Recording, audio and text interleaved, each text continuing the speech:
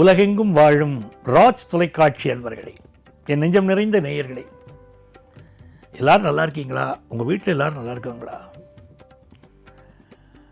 உங்கள் அத்துணை பேருக்கும் உங்கள் ஆத்மார்த்த ஜோதிடர் டாக்டர் பஞ்சநாதனின் இனிய காலை வணக்கங்கள். இன்னைக்கு மார்ச் மாதம் 15ஆம் தேதி 2026ஆம் ஆண்டு. தமிழ் வருடத்தில் இது விசுவாவசு வருடம், பங்குனி மாதம் 1ஆம் நாள். பங்குனி பிறக்கிறது இன்னைக்கு. திருவோணம் நட்சத்திரத்தில் சந்திர பகவான் சுயசாரத்தில் பயணம் பண்ணிட்டு இருக்கார். இன்னைக்கு என்ன விசேஷம்னா, இன்னைக்கு சர்வ ஏகாதசி, திருவோண விரதம் ரெண்டும் இன்னைக்கு தான்.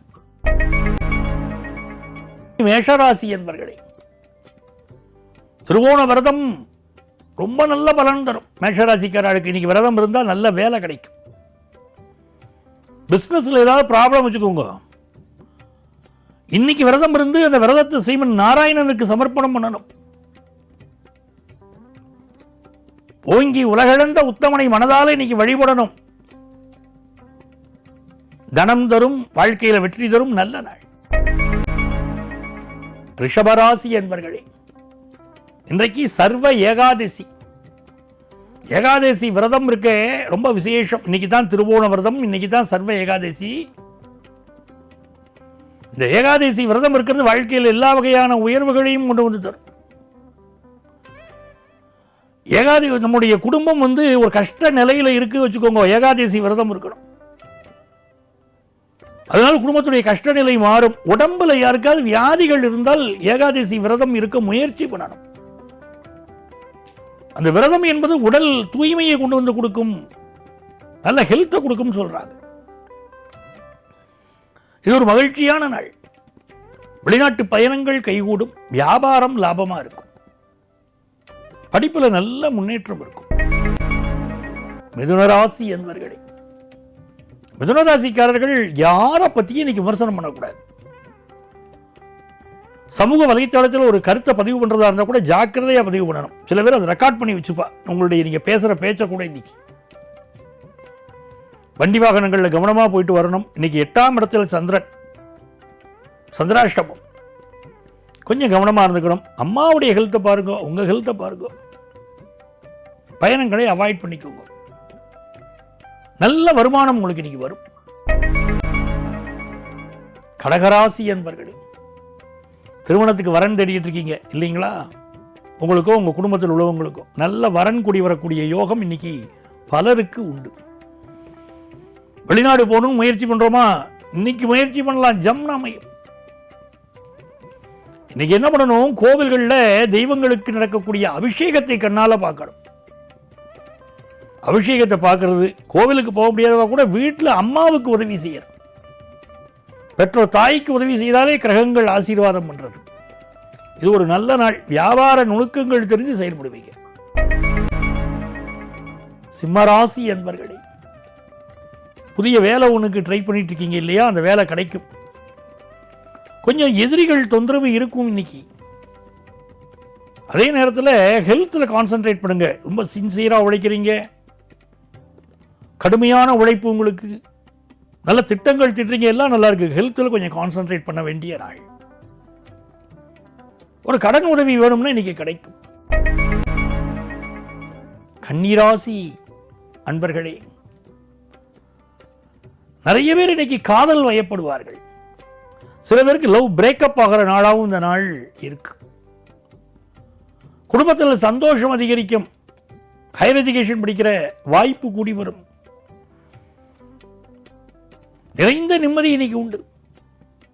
தொழில் நிமித்தமாக முக்கிய முடிவு ஒன்று எடுக்க போறீங்க. துலாம் ராசி அன்பர்களே, சந்திர பகவான் உங்களுக்கு மிகுந்த நன்மைகளை கொண்டு வந்து கொடுப்பார். இன்னைக்கு பயணங்கள் அமையும். முக்கியமான பயணங்களை மேற்கொள்வீங்க. புதிய பிசினஸ் அக்ரிமெண்ட்ஸ்ல தான் கையெழுத்து போடுவீங்க. திருமண பேச்சுவார்த்தைகள் வெற்றிகரமாக நடக்கும். இது கொஞ்சம் உடல் நலத்தில் அக்கறை எடுக்கணும். காது மூக்கு தொண்டை சம்பந்தமான பிரச்சனைகள் சிலருக்கு இருக்கும். மருத்துவர்கள் நல்ல பெயரும் புகழும் பெறுவார்கள். விருச்சிக ராசி அன்பர்களே, இது ஒரு மகிழ்ச்சியான நாளா உங்களுக்கு இருக்க போறது. புதிய வீடுமனை வாங்கக்கூடிய நாள். முயற்சிக்கக்கூடிய காரியமெல்லாம் வெற்றி பெறும்.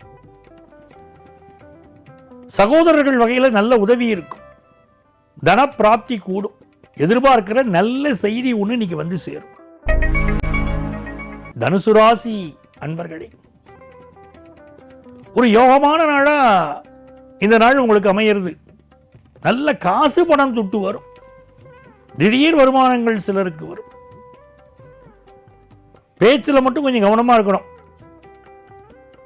உங்களுடைய பேச்சை பலரும் கண்காணித்துக் கொண்டிருக்கிறார்கள்ங்கிறத தெரிஞ்சு வச்சுக்கணும்.